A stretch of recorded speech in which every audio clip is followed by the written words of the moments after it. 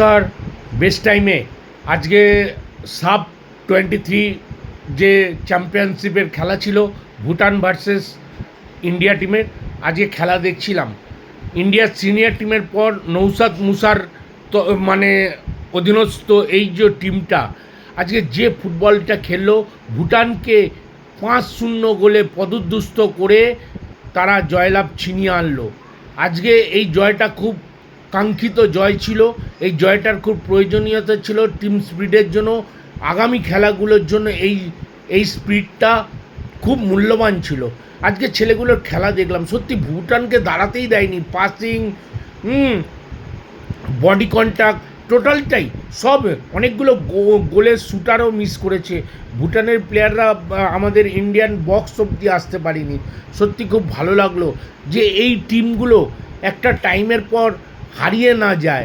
এই যে প্রতিভাবান ছেলেগুলোকে তুলে আনা হয়েছে, তাদেরকে স্কাউটিং করে তারা এজ ভিত্তিক যে খেলছে, এই খেলা থেকে যাতে হারিয়ে না যায়, আগামী দিন যাতে ইন্ডিয়া টিমে এরকম জেনারেশন বাই জেনারেশন মানে প্লেয়ারগুলো রেডি থাকে, যাতে পরের খেলাগুলো যাতে ইন্ডিয়া টিমের কোনো প্লেয়ারের জন্য মানে চিন্তা না করতে হয়। সিনিয়র টিমেও এখান থেকে কিছু প্লেয়ারকে পুশ করিয়ে টিমটাকে সেট করা বা এই জুনিয়র টিমটা রেডি করা, এরাই আগামী দিনে সিনিয়র হবে, এরা আগামী দিনে ইন্ডিয়া টিমের নেতৃত্ব দেবে। এটাই তো একটা প্রচলিত একটা কথা যে এইভাবেই টিম পরস্পর এগিয়ে যায়।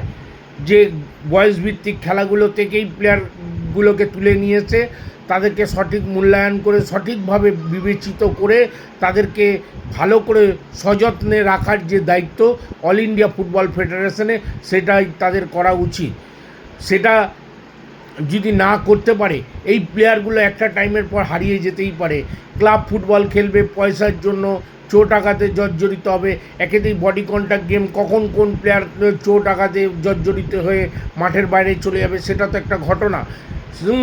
সেই দুর্ঘটনার কথা মাথায় না রেখেও বলতে হয় যে এই প্লেয়ারগুলোকে যদি একটা সঠিক দিশার মধ্যে রাখা যায়, তাহলে আগামী দিনে প্লেয়ারের ক্রাইসিস হওয়ার কথা না। এইভাবেই প্লেয়ার তুলে আনতে হবে। ধন্যবাদ, নমস্কার। আমার ভিডিওটা যদি ভালো লাগে অবশ্যই লাইক করবেন, শেয়ার করবেন, কমেন্ট করবেন, আমাদের সঙ্গে থাকবেন। ধন্যবাদ।